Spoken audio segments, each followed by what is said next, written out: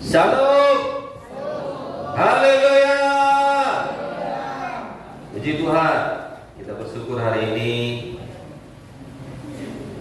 kita akan berkati Rudy dan Pesta dalam pernikahan ini, dimana inilah yang mereka tunggu-tunggu selama ini. Keluarga dari Rudy, coba katakan.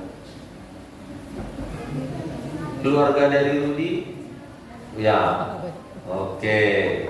Keluarga dari Pesta, puji Tuhan, puji Tuhan. Si Pesta berpesta hari ini. Haleluya. Nah, saudara yang kasih, ya kita bersyukur ya hari ini. Inilah waktunya bagi mereka untuk diberkati dalam pernikahan kudus, ya. Karena selama ini sudah 9 tahun ya kalian berteman, 10 tahun mereka berteman, Bapak Ibu, sudah cukup lama, ya. Jadi sudah banyak pertemuan mereka ini. Ya kan, 10 tahun mereka kumpul, ya kan. Nah, saudara yang kasih, yang paling penting adalah bukan masalah materinya. Yang paling penting bahagia. Saudaraku, banyak pun uang kalau nggak bahagia, untuk apa itu? Tidak ada uang tidak bahagia, lebih parah lagi. Jadi bahagia, saudaraku, sangat dibutuhkan oleh siapapun kita yang ada di tempat ini, terutama bagi kedua pengantin ini. Itulah yang mereka butuhkan di dalam pernikahan. Amin. Nah, saudaraku, sebelumnya saya perkenalkan diri. Saya Pendeta Eko Hutasoid. Ya, istri saya berusia tanggap. Anak saya 1 laki-laki, kelas 2 SMP. Nah, itulah perkenalan bagi keluarga yang mungkin belum mengenal saya, supaya kira-kira nanti siapa yang kira-kira keluarga si Homdi, si Labat, Hutasoid, apa-apa, ya boleh kita nanti cakap-cakap di luarnya lagi. Haleluya. Puji Tuhan, puji Tuhan. Sebagai renungan firman Tuhan, mari kita baca di dalam Kejadian 2 ayat 18. Kejadian 2 ayat yang ke-18. Yang punya Alkitab silakan dibuka, baik di handphone ataupun Alkitab buku, atau bisa saudara baca di layar. Sama-sama kita baca 2-3 ya. Tuhan Allah berfirman, tidak baik kalau manusia itu seorang diri saja. Aku akan menjadikan penolong baginya yang sepadan dengan dia. Dikatakan di sini, Tuhan berfirman. Apa yang dia katakan? Apa yang dia firmankan? Tidak baik. Apa yang tidak baik? Kalau manusia itu seorang diri. Amin. Bilang sama temannya, tidak baik rupanya seorang diri. Amin. Yang kedua, dia kasih solusi. Apa solusinya? Dia berikan penolong. Jadi yang sendiri-sendiri ada kabar baik. Tuhan kasih jalan keluar. Jalan keluarnya apa? Dikatakan dia berikan penolong. Penolong yang bagaimana, saudaraku? Penolong yang merongrong. Penolong yang sepadan. Amin. Jadi penolong itu dalam bahasa Yunani dan Ezer, yang artinya Tuhan menolong umatnya. Jadi saudaraku yang kekasih, penolong itu berarti Tuhan menolong kita, umatnya. Haleluya. Nah, saudaraku yang kekasih, inilah yang dinyatakan di dalam pernikahan, di mana Adam itu sendiri Tuhan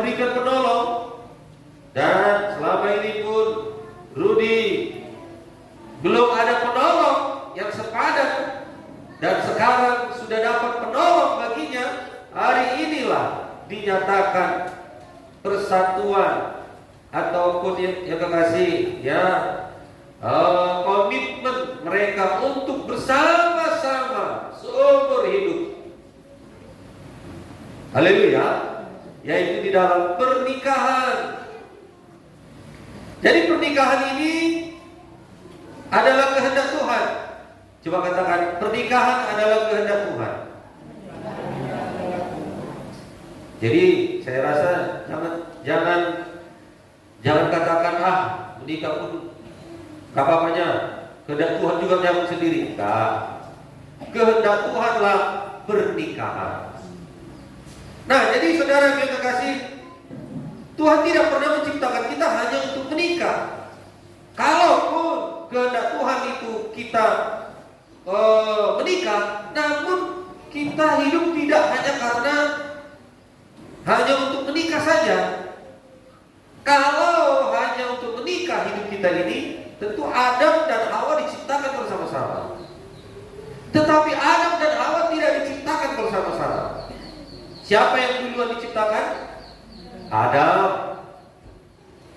Oleh karena itu saudaraku, pernikahan itu bukan hanya saudara yang kekasih hidup bersama-sama, melainkan mereka bekerja, mengusahakan.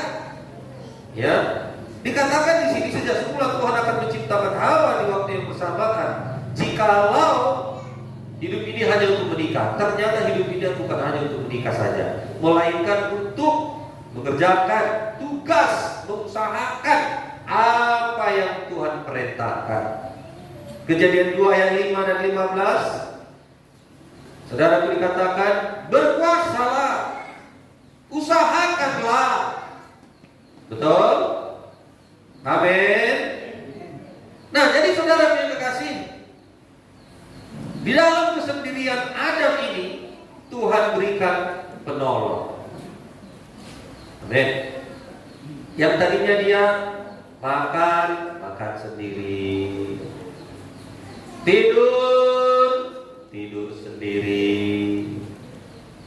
Apalagi dulu nyuci baju dia belum lah. Istri saya bilang dulu belum nyuci baju dia. Masih daun baju dia. Dia merasa sendiri. Ada penciptaan yang lain, saudara yang kekasih. Dia lihat singa, kayaknya beda. Ini bukan seperti aku singa ini.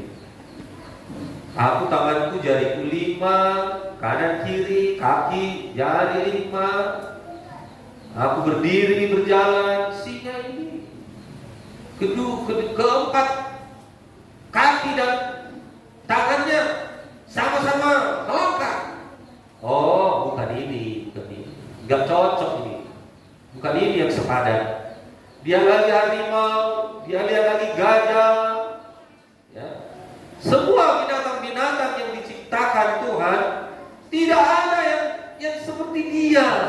Jadi Adam ini pun saudara kesepian. Dia lihat gak ada yang sama. Haleluya. Dia gak bisa, saudara yang kasih berkata-kata kepada semua binatang-binatang ini seperti dia bicara. Jadi saudara yang kasih, saat itu Adam semakin menyadari kebutuhan untuk menemukan pasangan yang sepadan.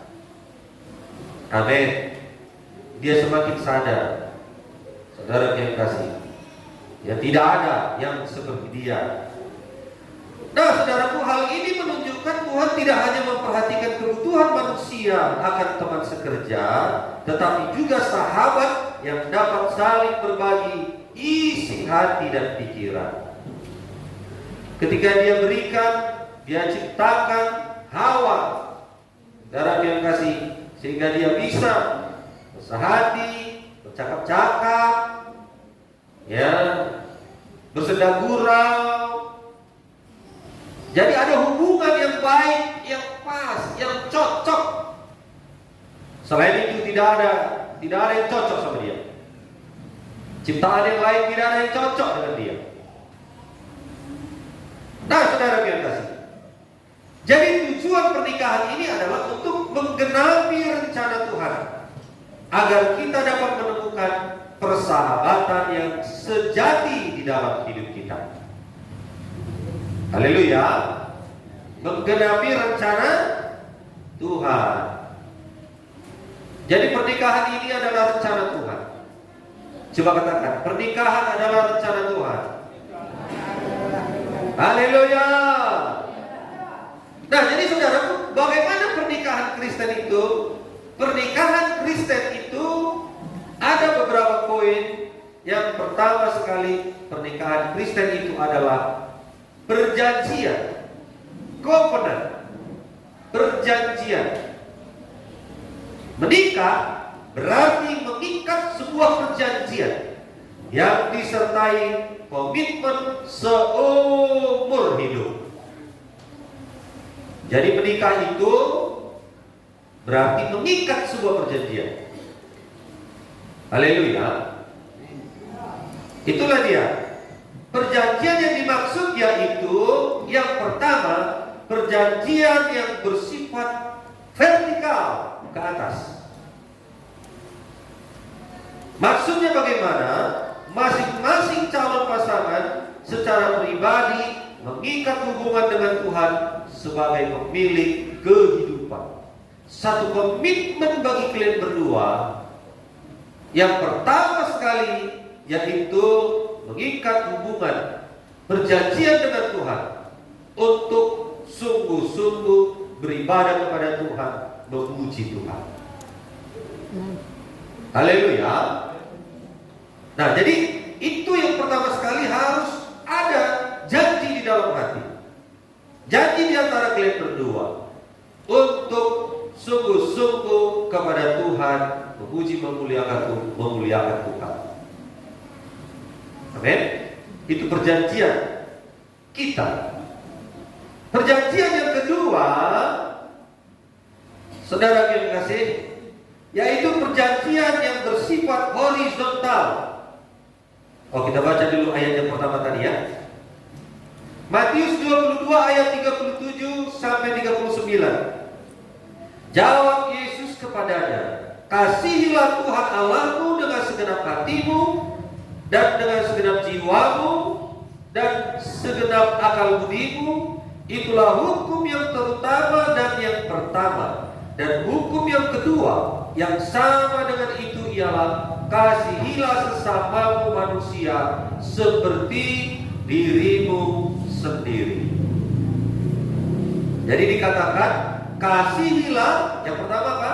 Kasihilah Tuhan Allahmu. Jadi kita berjanji di dalam keluarga itu Tuhan nomor satu.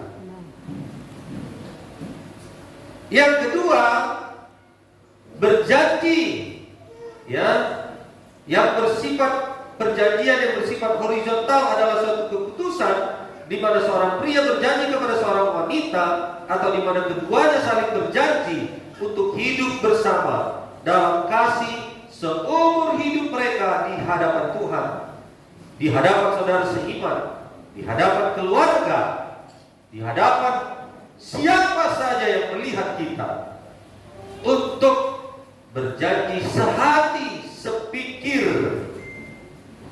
Amin. Tidak ada yang bisa memisahkan, hanya kematian yang bisa memisahkan. Haleluya. Itulah perjanjian yang kedua. Jadi pernikahan ini adalah perjanjian. Yang sudah berkeluarga, adakah saudara melanggar kedua perjanjian ini? Bapak Ibu yang hadir, adakah sudah mulai menyimpang dari Tuhan? Dulu berjanji aku mau sungguh-sungguh. Yang kedua, saudara berjanji setia suami istri. Adakah di antara saudara yang sudah mulai mengingkarinya? Saudara jawab sendiri. Amin. Yang jelas, hari ini diingatkan kembali pernikahan itu adalah covenant, perjanjian. Jangan diingkari. Bilang sama teman yang kanan kiri, janji jangan diingkari. Janji. Kadang-kadang kita ingkar janji. Kenapa? Sudah mulai menjalani kehidupan yang sulit, kita meninggalkan pasangan. Ketika pasangan sudah tidak produksi lagi, kita tinggalkan pasangan. Ketika pasangan sakit tidak bisa berbuat apa-apa lagi, kita tinggalkan dia. Ketika tidak ada anak diberikan dari seorang ibu, dia tinggalkan, kita tinggalkan dia. Bukan, jangan sampai seperti itu. Amin. Jangan. Orang yang berjanji tidak bisa dipengaruhi oleh apapun. Tidak bisa dipengaruhi oleh situasi kesulitan. Tidak bisa dipengaruhi oleh penderitaan. Kalau aku menderita ikut kau, sudahlah pisah saja kita. Tidak bisa dipengaruhi dengan hal-hal itu. Itu orang yang berjanji. Bagaimana kalian ini Krista sama Rudi? Mau berjanji? Betul? Atau pikir-pikir dulu?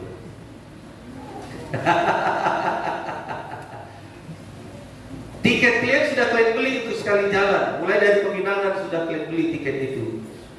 Tiket bahtera rumah tangga itu. Kemana? Ke lautan mana mau kalian tahu? Sekali jalan, gak bisa balik lagi, gak bisa. Udahlah pulang aja lah ke rumah orang tua. Sudah berjanji. Susah senang harus bersama. Dalam keadaan sakit harus bersama. Kalau suami sudah stroke lalu istri merawat dengan kasih, dengan penuh pengorbanan, luar biasa ini macam. Tapi dalam nama Yesus tidak ada yang stroke. Suami-suami di sini. Haleluya. Kalau istri-istri sudah gak bisa jalan lagi terbaring, hanya suami saja yang bekerja kesana kemari, bahkan bajunya istrinya pun harus dia yang mencucinya. Macam mana ditinggalkan aja istrinya itu? Ingat ini ya. Coba ditinggalkan aja. Mabuk-mabuk nanti suaminya, ditampari istrinya. Semana tinggalkan saja. Ditampari apa? Ditunjangi aku. Gimana? Tinggalkan aja. Pikir. Ingat, ini yang harus dihadapi ya. Makanya banyak berdoa.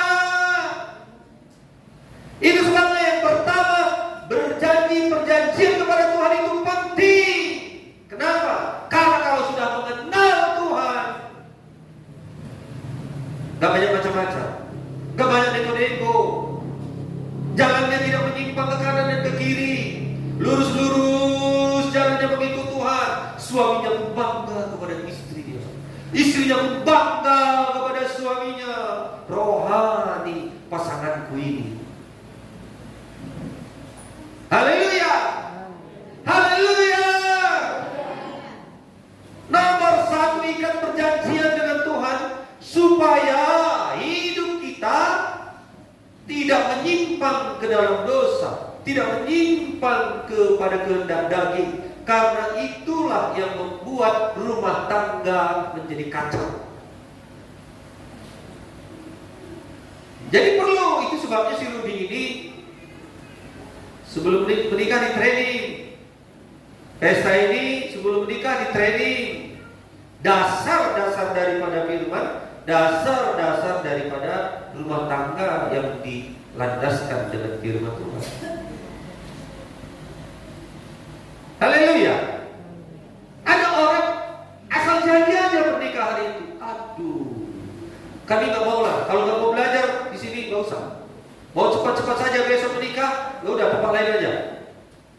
Karena yang paling penting itu adalah firman hidup di dalam hati mereka, supaya nantinya rumah tangga mereka itu harmonis.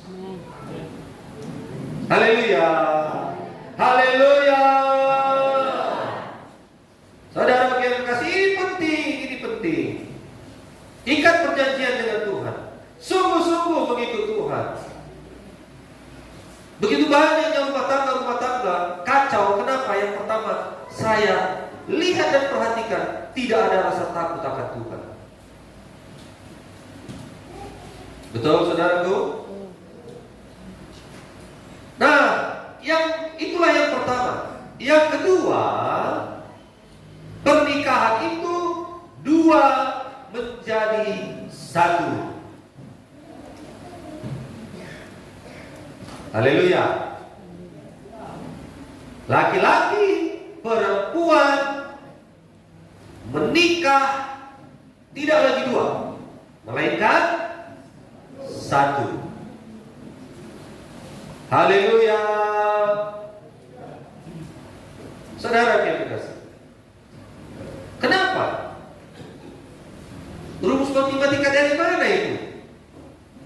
1 tambah 1 sama dengan 1.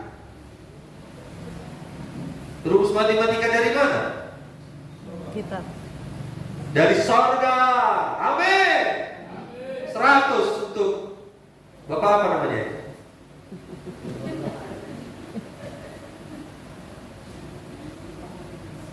Kalau dari dunia 1 tambah 1 sama dengan 2. Kalau rumus matematika sorga ini aneh ini. 1 tambah 1 sama dengan 1. Logika dari mana? Normal nilai kita. Tapi di dalam kerajaan sorga, kenapa Tuhan berikan itu? Firman Tuhan tidak lagi 2 melainkan 1. Karena itu adalah satu yang mustahil, sesuatu mujizat. 1 tambah 1 sama dengan 1 itu mujizat itu. Betul? Berarti di dalam rumah tangga jangan takut. Kalau kita ikut Tuhan, selalu ada mujizat. Amin. Sekali. Makan dulu lah kita, baru kita lanjut.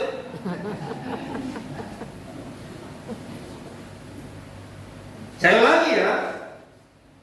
1 tambah 1 itu satu hal yang mustahil, sama dengan 1. Tapi di dalam kerajaan sorga, supaya ini memberikan pengertian kepada kita, jangan takut berumah tangga, karena di dalam berumah tangga akan selalu ada mujizat. Amin. Nggak usah takut. Yang lagi kurang uang, yang lagi nggak punya rumah, yang lagi tidak punya kendaraan, jangan takut. Kalau kita sungguh-sungguh ikut Tuhan di dalam rumah tangga itu, selalu ada mujizat Tuhan sediakan. Tapi harus bekerja. Studi ini hampir-hampir ini nggak saya berkati. Kenapa? Nggak ada kerja, tapi sekarang sudah bekerja dia. Jadi pengusaha dia. Usaha sendiri maksudnya. Usaha sendiri itu pengusaha. Usaha. Yang besar kecilnya nggak masalah, Ya, jual gorengan pun kita itu pengusaha aja itu. Amin, saudaraku. Haleluya. Saya lihat berjuta semangat. Markus 10 ayat 7 sampai 8. Sebab itu laki-laki akan meninggalkan ayahnya dan ibunya dan bersatu dengan istrinya, sehingga keduanya itu menjadi satu daging. Menjadi apa, saudaraku? Satu daging. Demikianlah mereka bukan lagi 2, melainkan 1. Kaum bapak, kaum ibu, saya klaim gak ikut kemarin, sudah 2 kali ya kita buat di seminar keluarga. Di dalam seminar keluarga hari Minggu yang lalu, bahwasanya laki-laki dan perempuan di dalam penciptaan derajatnya sama. Setara. Bukan perempuan ini lebih rendah derajatnya, bukan. Haleluya saudara. Sama. Karena sama-sama diciptakan. Cuma kekuatannya aja. Perempuan kekuatannya lebih lemah, laki-laki lebih kuat. Betul? Tapi di dalam penciptaan derajatnya laki-laki dan perempuan itu sama derajatnya. Jadi jangan semena-mena dengan pasangan. Amin.